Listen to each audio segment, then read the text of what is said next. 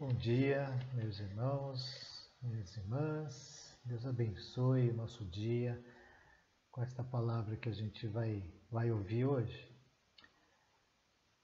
Bom, a gente tem passado um tempo bastante turbulento aí com o coronavírus, né? Eu tenho me atualizado através de noticiários do Google, do rádio e algumas vezes da TV. O que eu tenho percebido é que são noticiários muito tendenciosos, então a gente não sabe quem está certo, não sabe quem está errado, mas o que eu sei é que é um vírus seletivo, né? Um vírus que ataca principalmente as pessoas com mais idade, mais de 60 anos, os diabéticos e os hipertensos. É um serial killer, né? Praticamente. E o que eu me toquei é que eu não tenho 60 anos, ainda tenho 59, mas estou lá, estou muito perto. Mas eu também sou diabético e hipertenso, então eu pertenço ao grupo de risco.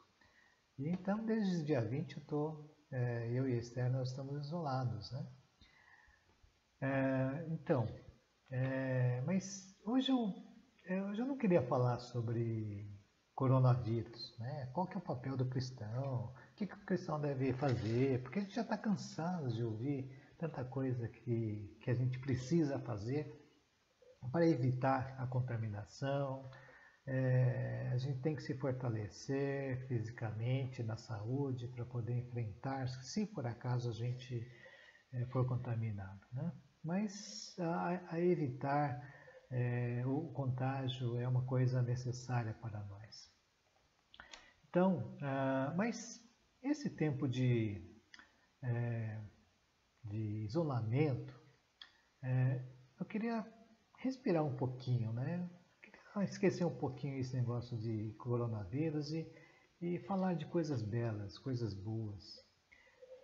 Está sendo muito bom, sabe, esse isolamento, porque eu tô podendo botar algumas coisas em dia, né? Principalmente algumas coisas que ficaram pendentes durante o ano todo, de 2019, não esse ano, né? Já coisas antigas que eu tinha que arrumar, então estou conseguindo fazer pouco a pouco aquilo que estava pendente, né? Espero que os outros maridos também estejam aproveitando esse tempo. Bom, mas vamos respirar um pouquinho, né?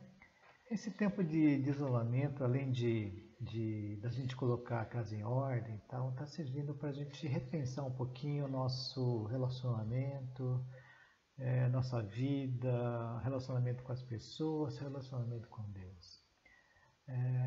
E o propósito de Deus para a nossa vida, né? Esse tempo. Para começar, eu queria mostrar uma figura para vocês.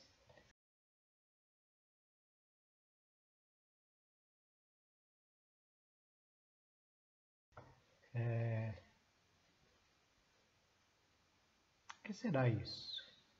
Tem receptores nas duas pontas, molas duplas. Para que será que serve isso? Para a gente saber bem para que serve esses detalhes todos, só perguntando mesmo para quem inventou, né? Quem criou sabe para que serve, mas quem será que inventou essa coisa?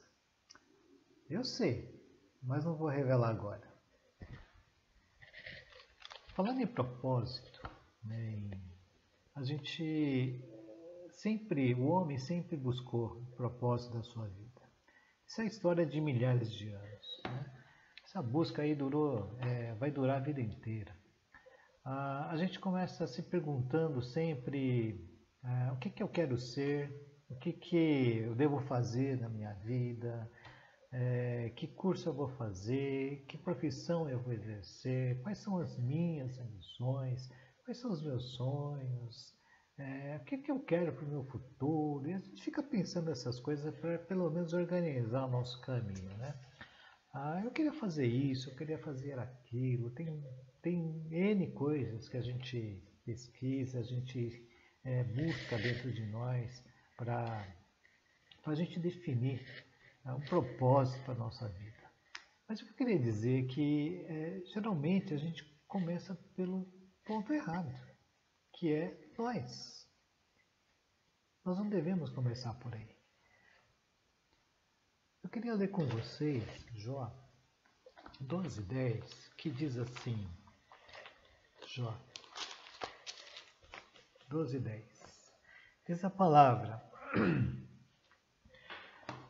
em sua mão está a vida de cada criatura e o fôlego de toda a humanidade.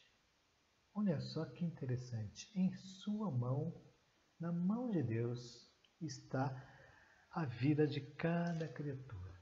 Quer dizer, a minha vida está na mão de Deus. A sua vida está na mão do Pai. E o fôlego de toda a humanidade. Se você quer saber o propósito, pergunte a Ele, porque Ele te criou. Ele não deixou a gente na escuridão para a gente tentar adivinhar qual é o nosso propósito. Ele revela o seu propósito na sua palavra. Ele revela através da Bíblia. Então, pergunte a Ele. Deus sabe. Né? Ele faz tudo lindo, faz tudo belo. Né? A sua obra mais bela não é montanha, não é a montanha mais alta, né? É bonito ver o Everest, né? É muito bonito aquela paisagem, é bonito ver as cataratas, é bonito ver as flores, montanhas, é muito bonito ver o mar, é bonito ver essa criação toda, é bonito ver, sei lá, pode ser uma criatura, né? Um cachorrinho, como é bonitinho, né? É tão belo isso. Mas, nem mesmo o homem é uma bela criatura. Para mim, a mais bela criação de Deus, claro, é a Esther, né? Eu tenho que falar isso aqui, né? Porque senão já viu. A Esther, né? Para mim, é a mais bela criação de Deus, tá? Mas que adianta a mais bela criação de Deus sem um belo criação de Deus, né? Que seja um belo, né? Que seja eu, né? Que coisa, hein? Coisa cara convencido. Mas não é isso que eu quis dizer, parece piada, mas o que eu quero dizer é o seguinte, que a criação mais bela de Deus é homens e mulheres juntos, unidos, e um grande e belo mistério que a gente chama de igreja. Esta é a mais bela criação de Deus. E a gente precisa entender que a boa obra que Deus vai realizar é através da igreja. Por muito tempo eu fui líder da igreja, lá em São José, né? Aqui também, em algumas igrejas onde nós atuamos. Eu trabalhei também no meio de missões, né? Em todos esses lugares onde eu passei eu ouvi muitas queixas. Queixas sobre a igreja, queixas sobre os líderes da igreja. E é muito triste a gente ouvir isso, né? A mais bela criação de Deus é alvo das nossas queixas, as queixas mais amargas. Mas a gente tem que considerar algumas coisas, né? Eu queria só dar uma referência aqui no livro de Efésios, Efésios 5.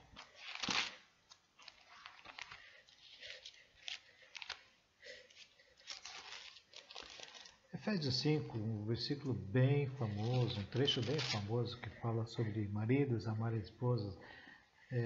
Efésios 5, 25 a 29, diz assim: maridos, ame cada um a sua mulher, assim como Cristo amou a igreja e entregou-se por ela, para santificá-la, tendo-a purificado pelo lavar da água, mediante a palavra, e para apresentá-la a si mesmo como igreja gloriosa, sem mancha, nem ruga ou coisa semelhante, mas santa e inculpável.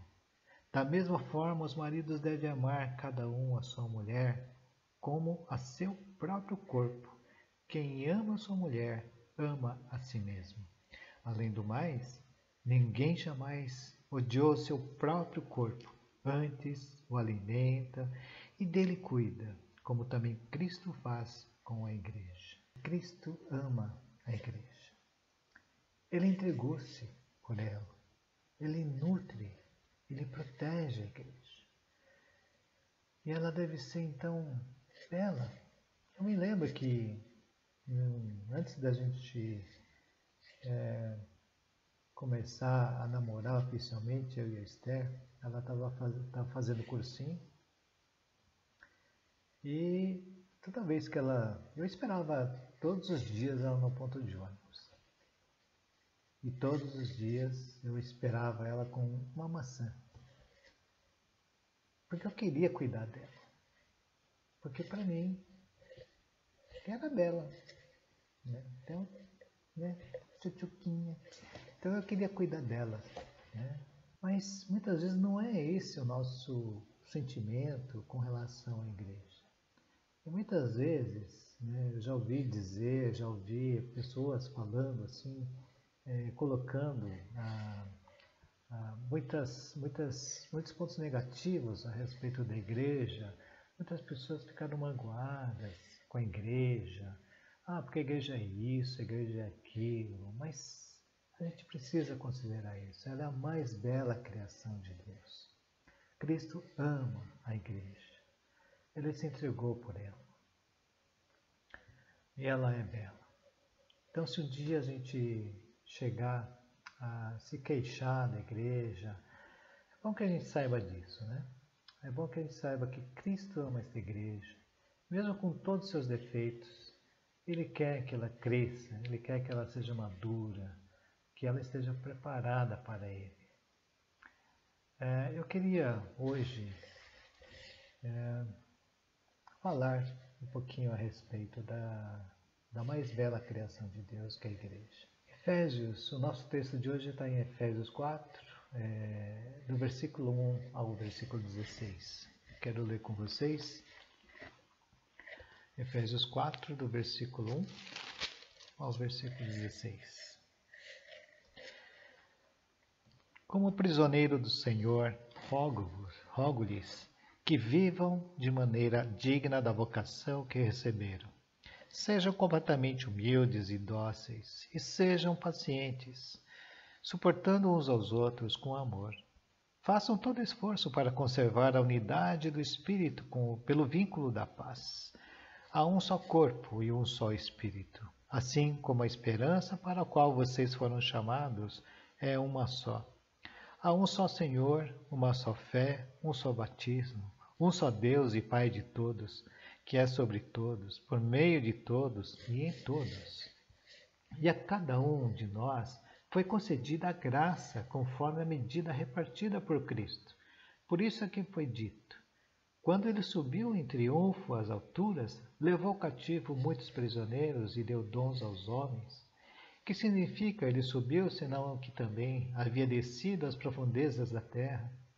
Aquele que desceu é o mesmo que subiu acima de todos os céus, e a fim de encher todas as coisas. E ele designou alguns para apóstolos, outros para profetas, outros para evangelistas e outros para pastores e mestres, com o fim de preparar os santos para a obra do Senhor, a obra do ministério, para que o corpo de Cristo seja edificado, até que todos alcancemos a unidade da fé e do conhecimento do Filho de Deus, e cheguemos à maturidade, atingindo a medida da plenitude de Cristo. O propósito é que não sejamos mais como crianças, levados de um lado para outro pelas ondas, nem jogados para cá e para lá por todo o vento de doutrina, e pela astúcia e esperteza de homens que induzem ao erro.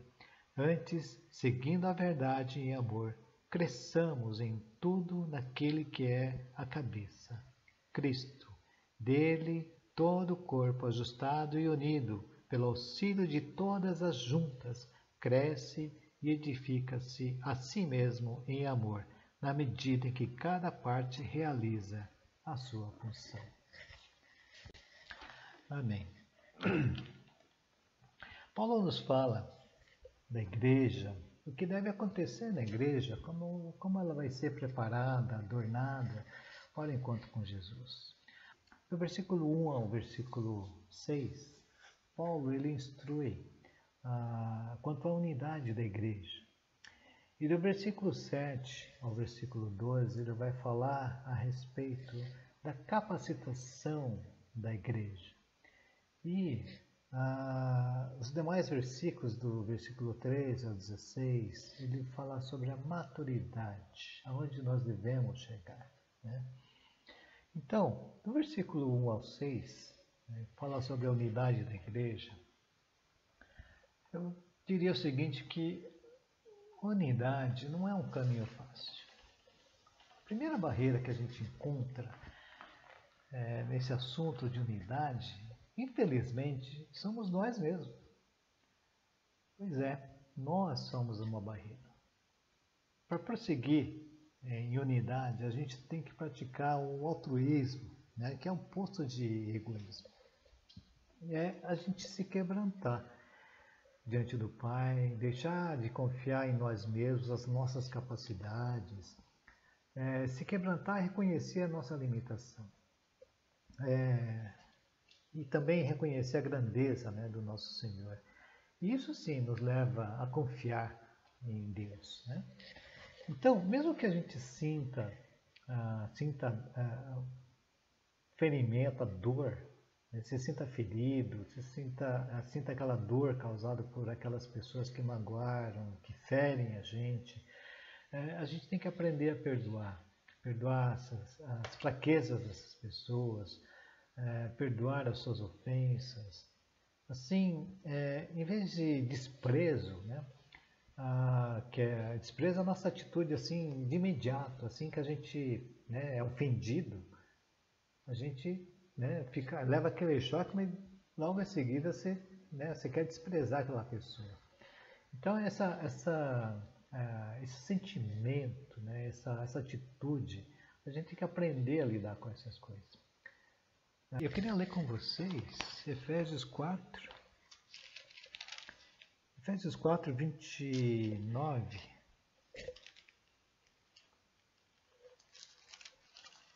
De 29 a 32. Diz assim a palavra: Nenhuma palavra torpe saia da boca de vocês, mas apenas a que for útil para edificar os outros, conforme a necessidade, para que conceda graça aos que a ouvem. Não entristeçam o Espírito Santo de Deus, com o qual vocês foram selados para o dia da redenção.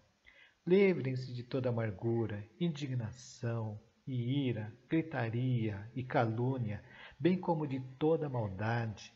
Sejam bondosos e compassivos uns com os outros, perdoando-se mutuamente, assim como Deus os perdoou em Cristo. Irmão, irmã, alguma vez você entristeceu o Espírito Santo? Em Efésios 4, de 7 a 12, Paulo orienta a gente quanto ao propósito da capacitação na igreja, né? A graça ela foi dada a cada um de nós. Essa graça ela é o dom que ele tem dado para cada crente, para você, para mim. E esses dons são diferentes, porque Cristo distribuiu de forma diferente para cada um, conforme lhe aprouve. Se a graça ela foi dada a cada um de nós, isso significa que ninguém ficou sem graça, ou ninguém ficou sem o dom. Alguns podem até pensar assim, mas será que eu estava dormindo quando os dons foram entregues? Porque eu não consigo enxergar que dom que eu tenho, né? Então, mas esse pensamento está errado, né? Esse pensamento não é verdade. Se a graça foi dada segundo a medida do dom de Cristo, né? Cada um é tremendamente abençoado Cada um é tremendamente dotado, né? E tem um propósito com tudo isso. Eu queria dar um exemplo. Um dia eu estava lá na igreja uma das igrejas que eu estava como líder, né? Tem muito tempo atrás. Antes do culto, o grupo de louvor estava ensaiando e assim que terminou o ensaio, eles todos saíram e foram beber água, né? Aliás, isso é uma prática normal, né? Não, acho que talvez só acontecesse lá na nossa igreja, lá naquela época. Mas, bom, eu estava lá no bebedouro e chega um guitarrista, né, para pegar o copo e o porta-copo estava vazio. Aí ele olhou para aquilo lá, ele com sede, ele começou a reclamar. Ele desabafou comigo. Ele falou assim: mas isso é uma das coisas que me irritam nessa igreja. Ninguém repõe os copos quando acaba. Ninguém coopera. Só eu que coloco os copos nesse porta-copos aqui. Aí ele saiu bravo, foi lá na despensa, pegou os copos e colocou, repôs os copos no porta-copos, né? Eu quis, na verdade, ouvindo tudo aquilo, eu quis amenizar a situação, né? Eu não lembro bem as palavras, mas o que eu queria dizer é que talvez você já esteja exercendo seus dons, como o guitarrista estava fazendo. E não está percebendo, né? Ele está exercendo aqueles seus dons e não está percebendo, né? Que tal fazer as coisas, né? Tudo que você faz, que tal fazer com alegria? Porque você percebe necessidades que os outros não percebem, né? Então, é possível que você esteja já cooperando com seus dons e não esteja percebendo, né? Bom, a exemplo do Efésios 4, de 13 a 16, Paulo nos ensina que o propósito de Deus para a igreja também é amadurecê-la para realizar as boas obras. Refletindo um pouquinho aqui, você já sentiu alguma vez que a sua igreja ela não está fazendo o que deveria fazer? Talvez seja porque a gente não esteja amadurecido o suficiente, né, para aquilo que é a nossa vocação e o nosso papel dentro do corpo, né? Então a gente precisa ser preparado por aqueles que já estão capacitados para isso. E isso quer dizer o quê? Que se eu não estou capacitado, eu tenho que ser discipulado, né? Isso faz parte da nossa vida cristã, né? Do nosso amadurecimento. A gente precisa ser discipulado, tá? Eu aprendi uma coisa com o John Mizuki, pastor John Mizuki. Isso me marcou muito. Eu trabalhava numa empresa de autopeças e eu tinha um amigo e nós conversamos sempre na hora do almoço. E eu falava de Jesus para ele, né, tentava levá-lo para a igreja, mas ele sempre meio arredio.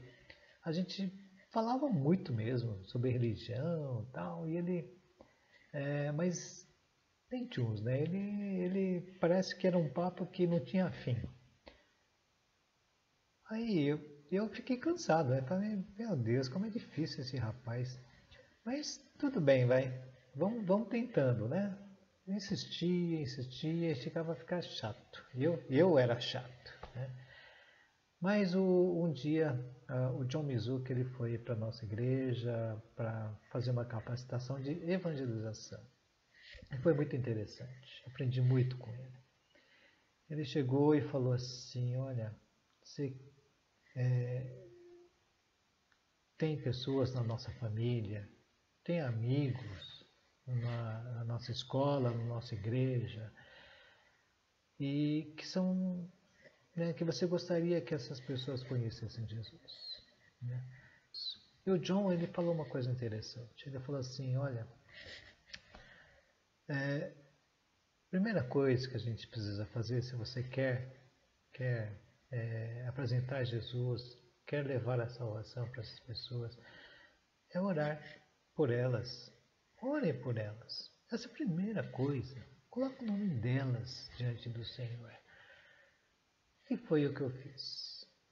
Peguei essa orientação do John e comecei a orar. Todos os dias, durante 1 ano e meio, eu orei por esse meu amigo. E a cada dia eu ficava ansioso. Meu Deus, será que isso vai acontecer? O que vai acontecer hoje e tal? Sei o que, nada, né? 1 ano e meio orando. Até que as filhas dele começaram a frequentar as festinhas de aniversário das coleguinhas. E as coleguinhas, não por acaso, eram da nossa igreja. E junto com as coleguinhas, né, elas levavam os pais. E os pais começaram a se relacionar. E através disso eles começaram a ir para a igreja. Conheceram o amor de Deus ali através desses irmãos, através das crianças. Viram o amor de Deus em ação ali. Isso é o Evangelho. E isso transformou o coração deles. Isso alcançou a eles. O amor de Deus através das nossas vidas. Conheço pessoas que se isolam, né, elas acham que não precisam ir para a igreja. Né? Tenho muitos amigos assim, parentes até. Esses dificilmente vão cumprir o propósito de Deus para as suas vidas. Então está sempre buscando, sempre, né? Nunca vão estar satisfeitas, sempre vão buscar e não vão encontrar um propósito. O Senhor, Ele é visível na comunidade da igreja. Então, irmãos, o que a gente tem que fazer é reconhecer isso, é procurar ser equipado pelos pastores, pelos professores, né? Pelos mestres.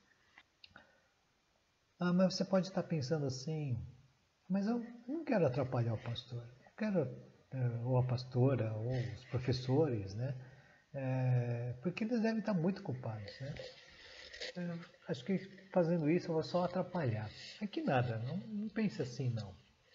Esse pensamento é um pensamento errado. Pode chegar para eles, pode pedir para eles, olha, você pode me discipular?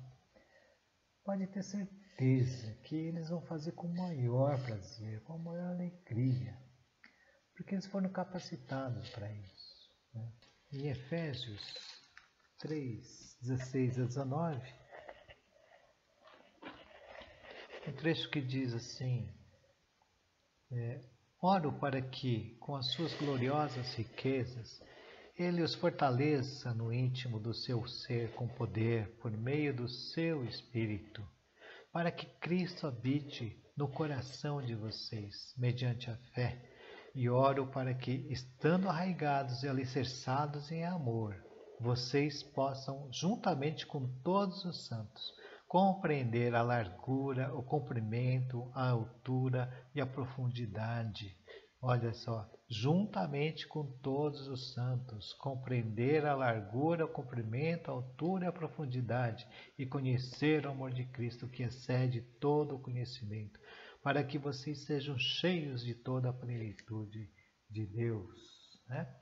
Então, somente com todos os santos, né, a gente vai ser capaz de compreender a largura, o comprimento, a altura e a profundidade e do amor de Cristo, e para conhecer esse amor que ultrapassa todo conhecimento.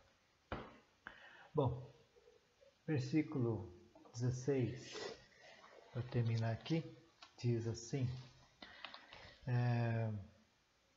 dele todo o corpo ajustado e unido pelo auxílio de todas as juntas, cresce e edifica-se a si mesmo em amor. na medida em que cada parte realiza a sua função. Já pensou o que acontece quando uma parte do nosso corpo não cresce junto com o corpo, né? É interessante, mas eu já vi pessoas assim, né? E que uma parte do corpo não cresce, né? Juntamente com os outros membros. Quando isso acontece, a gente fica meio desajeitado, né? Mas isso chama-se desajustado, como nós lemos aqui. E se a gente está desajustado, a gente não consegue fazer as coisas direito, né? Então, se na igreja, que é um corpo, um membro não cresce junto, ela também fica desajustada, né? Então, acaba não cumprindo direito o seu propósito, né? Concorda? Nesse tempo tribulado que a gente vive, não só da pandemia, mas neste mundo, esse mundo que nunca conheceu a paz, muitas pessoas querem saber, será que existe algum lugar? Existe algum lugar onde as pessoas se dão bem? Porque a gente vê muitas famílias com conflitos, desajustadas, mal estruturadas, onde realmente não encontram paz. Será que existe um lugar onde as pessoas se dão bem? Eu diria, sim, existe esse lugar. A unidade do corpo de Cristo diz, existe este lugar. E é um lugar onde as pessoas fazem mais do que se dar bem. É um lugar onde as pessoas amam. É um lugar onde você é amado. É a igreja. Então, procure amadurecer, ser discípulo de Jesus e unidos vamos participar dessa mais bela criação de Deus. É isso que eu queria deixar, né, para nós hoje, domingo. Que Deus possa abençoar a sua vida através dessa palavra. Bom, mas você deve estar se perguntando, peraí, não termina não. E aquela invenção que você mostrou lá no início? Né? Ok, vamos voltar para ela. Vou mostrar o que é. Então, essa invenção que eu mostrei, que eu mostro agora para vocês de novo, ela é uma proteína. O inventor disso daqui, dessa proteína, é Deus. Foi Ele que criou essa proteína. E essa proteína chama-se laminina. É uma proteína que ela é a proteína mais importante da matriz extracelular, que é responsável pela adesão molecular. Significa o quê? Que sem ela o corpo se desmancha. Uma molécula não adere à outra. Não haveria possibilidade de existir corpo.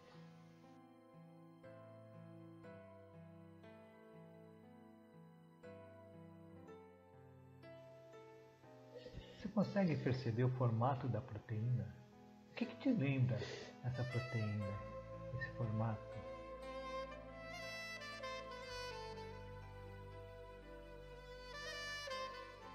Não é incrível? Nós somos unidos um ao outro pela cruz de Cristo. Somos parte do corpo de Cristo. Somos a igreja. Agradeça a Deus, seu Criador, porque a sua vida tem um propósito. Ele já te deu o Espírito Santo para te capacitar através da sua palavra e de tantos homens que Ele já capacitou. O Senhor te colocou nessa igreja para esse propósito. Procure os pastores, professores, mestres para serem discipulados e amadurecidos por amor ao nosso Senhor Jesus. Vamos orar. Querido Deus, nós queremos agradecer a Tua palavra. Agradecer porque o Senhor tem um propósito para todos nós. Mas ao mesmo tempo, Senhor, queremos pedir perdão porque muitas vezes a gente vive em função dos nossos próprios interesses. Muitas vezes a gente é machucado na igreja, a gente é machucado por pessoas, ferido, e a gente não consegue perdoar. Por isso é tão difícil, Senhor, a gente entender essa realidade da unidade do corpo. Mas nós pedimos, entendemos, ó Deus, e pedimos que o Senhor nos ajude a sermos unidos. Nos ajude, Senhor, a imitar ao nosso Senhor Jesus Cristo em tudo que Ele fez. Nos ajude, Pai, a não entristecer o Espírito Santo. Queremos ser uma igreja com propósito. Queremos estar preparados para a boa obra que o Senhor tem através da nossa igreja. E obrigado porque o Senhor nos colocou ali. Senhor, que o Teu nome seja honrado através da Tua igreja, através de tudo que ela fizer, através dos dons que o Senhor já colocou para cada um de nós. Em nome de Jesus.